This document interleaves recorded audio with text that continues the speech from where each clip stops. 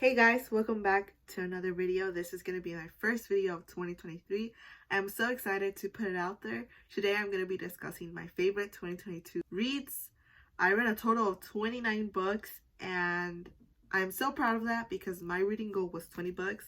So I reached it and surpassed it for the very first time ever. I finally reached my reading goal, so I'm so happy about that. But let's get to it. So the very first book I read in 2022 was The Spanish Love Deception by Elena Armas. I absolutely love this book. I gave this a 4 out of 5 stars. This is a romance book. I got this from a recommendation from Book Talk. And this has the close proximity, a scene where it's like close proximity trope. And then it has the enemies to lovers trope, the fake dating trope. Yeah, I absolutely love this. And pretty much the story is about this girl named Kathleen Martin and Aaron Blackford. They're enemies, but they're also co-workers. And Catalina needs a date to her sister's wedding. Needs a date for her sister's wedding, where she told her family that she already has a date, that's her boyfriend, but in reality she has no one to go with. So she needs to find someone in a couple of weeks to go with her to Spain for this wedding. And Aaron Blackford, nonetheless, offered to be her plus one. You know, she doesn't really have an option besides him because of such limited time. And then within that, the line between what is real and what is fake starts to blur.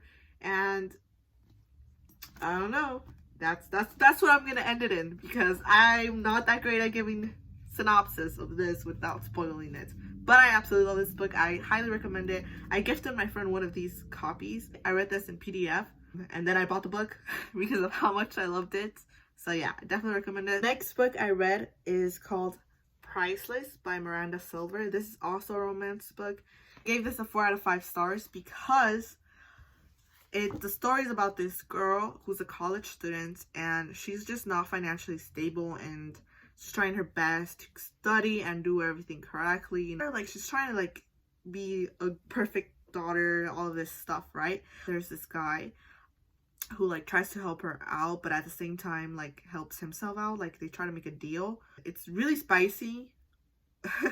I don't know how else to describe it, but I recommended it to my friend and she like read it too and she loved it as well. So I'm recommending it to you guys. I absolutely loved it. It's called Priceless by Miranda Silver, a romance book. Next book I read was The Deal by Ellie Kennedy, and this is part of the Off-Campus series. I've only read the first book, but I plan to read the other books.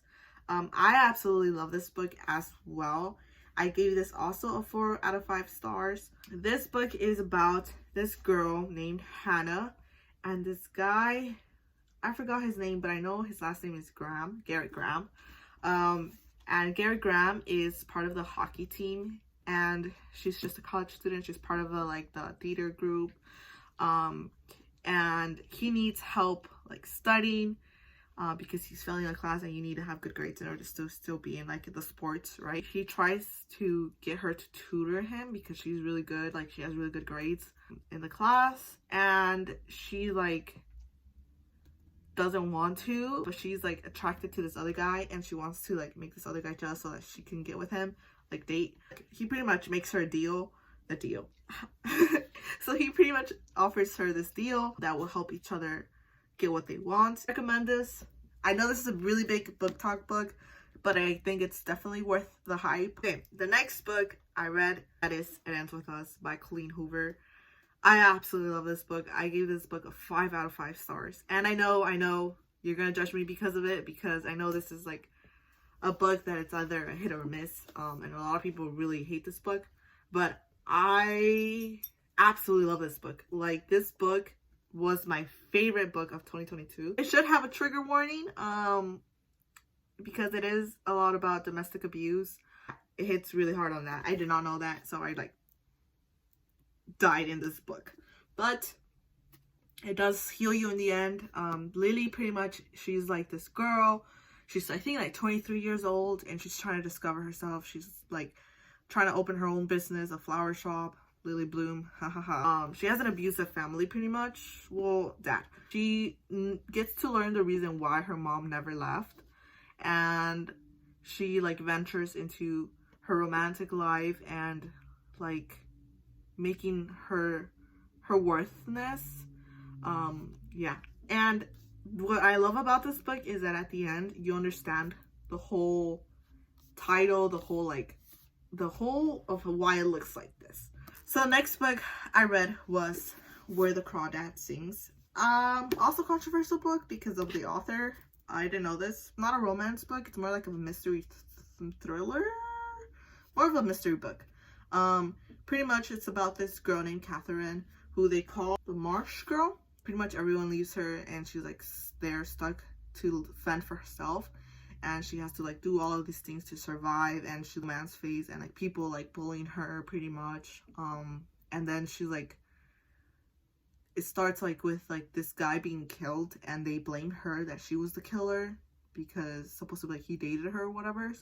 But yeah, pretty much it's like if she is the killer or not. Don't get me wrong, the first few chapters I was really bored because I was like, what's going on? I am so confused. Like there's different timelines, you go back and forth.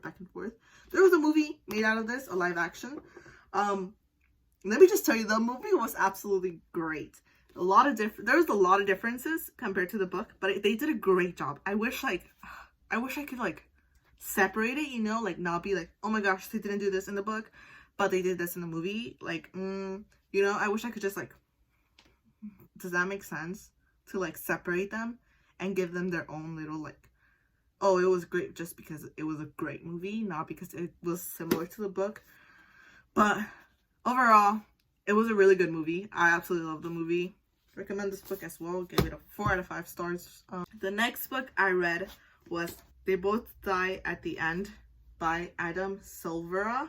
This is a YA, and it's about, pretty much there's this app that tells you you're dying today, in the morning or like whatever hour. And you have 24 hours to do pretty much whatever, unless you die before that. But there is this app that was created by this person, that lets you connect to people that are also dying, or that people that just want to spend the day with you before you die. Mateo and Rufus both are delivered with the news that they're going to be dying, and they end up meeting each other through the app, and they form a connection, a bond, a really good bond actually. And it just goes over like what they do throughout the day, like their lessons, what they wish they would have done, the differences, and like being okay with dying, you know. Obviously they both do die at the end. It's all in the title, but I know a lot of people really hate that title's name like that because then they know that they're gonna die at the end. But I think that's the beauty of this book, is that you know they're both gonna die at the end, but it's more of like what they do throughout the day that makes you like really love the characters, even though sometimes they're really annoying characters. But they make you really cherish the moments, and you get to connect all of the characters together because there's multiple characters, and how they're like, they intertwine with each other. It's absolutely crazy. In the end, let me just show you. There's like this thing which shows you how the two characters are connected to more of the other characters that are also dying or also like just popping in.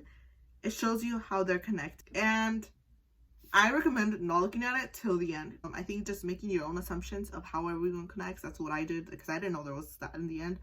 Yeah, I gave this a 4 out of 5 stars. But I love this book. Love the cover. The cover is absolutely beautiful. American Pie, the song, goes so well with this book. Love this.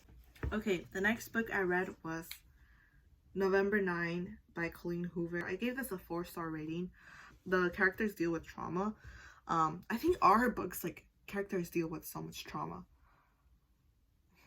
But yeah, mine is about this girl named Fallon who meets this guy named Ben the day before she's leaving across the country. They have this spark within them, and they create this really good bond. But the thing is, she's leaving, so they meet once a year in the same cafe at the same time for like 5 years, I think. And then we go over like how their life changes, the disappointments and the traumatic events that happen, because, you know, her story has that scar, and how he's like related. The next book I gave a 4 out of 5 stars was The Mountain Is You by Brianna. This is a self-help book. It's about self-sabotage and the steps to take in order to move on and be able to work with your current situation and what led you to the self-sabotaging trauma, you know. We have come to an end. That is all for my favorite 2022 book reads. I hope you guys enjoyed this video. If you did, like and comment down below your favorite book you read in 2022. If you have read any of these books, like them or hate them, comment down below if you have. Also, any book recommendations, I'm always open to them. I'd love to check them out. Thank you, and Happy New Year, guys. I hope you guys have a very good start to this year.